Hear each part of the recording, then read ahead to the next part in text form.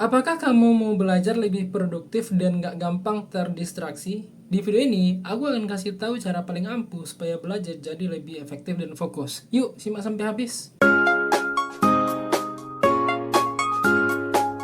Yang pertama kita harus tahu dulu, kenapa sih kita ini sulit untuk fokus belajar?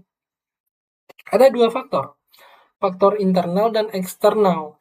Faktor internal ialah motivasi yang rendah, kelelahan, gangguan mental dapat menghambat fokus belajar. Jadi kalau kita nggak ada motivasi, terus kita kelelahan, dapat gangguan secara mental kita belum siap ya, itu faktor internal kita mempengaruhi kita untuk sulit untuk fokus belajar. Itu internal. Yang kedua, faktor eksternal, faktor dari luar. Contohnya, lingkungan sekitar kita yang tidak kondusif, sepertinya adanya kebisingan dan distraksi digital, itu sangat menyebabkan kita sulit untuk berkonsentrasi, guys. Sebenarnya teknik mengatur jadwal belajar. Ada 3 tekniknya. Yang pertama, kita set tujuannya. Jadi buat tujuan belajar yang spesifik dan terstruktur atau terukur. Yang kedua, kita alokasikan waktu. Bagi waktu belajar secara efisien sesuai prioritas. Yang ketiga, kita bikin jadwal yang rutin. Jadi terapkan jadwal belajar yang konsisten dan disiplin. Selanjutnya, lingkungan belajar yang kondusif. Lingkungan belajar yang kondusif itu ada 3, yaitu yang pertama bebas distraksi, ya kita ciptakan lingkungan belajar yang tertanam dengan gangguan. Yang kedua nyaman dan ergonomis, kita atur tempat belajar yang nyaman seperti meja kita, kursi kita, dan lain-lain. Yang ketiga pencahayaan yang memadai, jadi pastikan ruangan yang memiliki pencahayaan baik untuk mengurangi kelelahan mata seperti pada gambar ini, guys. Ini sungguh tempat belajar yang sangat ideal, tidak adanya distraksi ya. Kursinya nyaman, mejanya nyaman, yang objek yang dilihat itu yang sangat kontras ialah objek yang dipelajari, buku.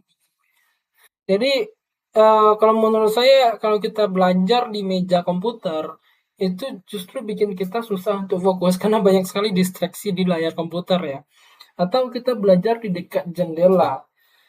Di dekat jendela itu mau nggak mau otak kita tuh harus memprogres apa yang terjadi di luar jendela, guys. Walaupun kita nggak ada niat ke sana, cuma otak kita tuh secara otomatis memiliki beban memproses apa yang terjadi di luar jendela. Tapi kalau kita belajar di meja yang seperti ini, yang terkurung ya, mungkin ya kayak penjara lah, kiri kanan depan itu tembok, yang kita lihat itu cuma objek yang kita pelajari, justru itu bikin otak kita tuh bisa fokus.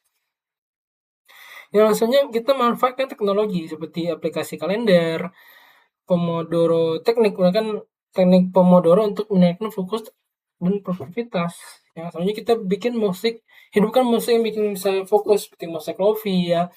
Untuk teknologi ini kita bisa menggunakan aplikasi Notion, di mana Notion itu aplikasi yang organize second brain dalam cara kita berpikir. Jadi otak itu ada first brain dan second brain.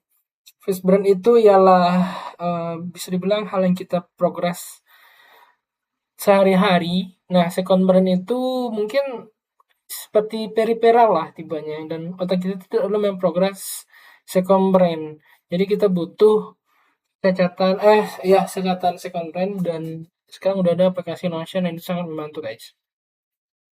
Selanjutnya kita atur waktu istirahat. Jadi kita refreshing, luangkan waktu untuk menyenangkan, melepas penat. Selanjutnya kita berelaksasi, kita lakukan aktivitas relaksasi seperti meditasi atau yoga. Selanjutnya kita harus tidur yang cukup. Jadi pastikan Anda mendapatkan waktu yang cukup untuk tidur. Selanjutnya kita jaga kesehatan. Ya, jaga kesehatan ini ada 3 sih basicnya, yaitu nutrisi yang seimbang. Jadi kita mengkonsumsi gizi-gizi yang diperlukan oleh tubuh seperti air, itu sangat fundamental, guys. Karbohidrat, protein, gula. Tapi nutrisinya seimbang, jangan kelebihan gula ya, jangan kelebihan protein, pokoknya seimbang. Yang kedua kita olahraga rutin. Dengan olahraga ringan kita meningkatkan secara struktural badan kita nih. Kalau olahraga itu bakal membuat sel-sel di tubuh kita ini tuh bekerja lebih optimal ya, sehingga hormon-hormon di otak ini tuh bekerja secara seimbang. Dan yang terakhir kita memanajemen stres. stres ini ke mental tibanya ya. Jadi kalau stres dan teknik dari manajemen stres yang efektif seperti daily affirmation, ya itu sangat membantu sekali. Soalnya kita harus jaga motivasi belajar. Jaga motivasi belajar ya. Jadi kita beri penghargaan untuk setiap pencapaian Anda. Oh, misalnya kita set target dalam 2 hari ini kita harus bisa menguasai materi ini. Nah, kalau udah selesai menguasainya, kita balik self reward seperti beli makanan yang kita sukai. Cuma ingat, kita self reward ketika kita udah accomplish target yang kita set. Yang soalnya 10% itu untuk perbaikan ya, evaluasi dan perbaiki strategi Anda berkala. Terus 2 kali inspirasi, jadi temukan sumber inspirasi dan motivasi yang dapat mendorong Anda. Oke guys, cukup. Mungkin itu hal-hal yang membuat mungkin step yang udah bikin kalian bisa belajar dengan efisien. Actually banyak sekali cara belajar yang efisien, tapi ini cara yang paling efisien menurutku. Semoga tips-tips ini dapat membantu kalian dalam belajar. Thank you for watching. Don't forget to subscribe, like, dan comment. Thank you.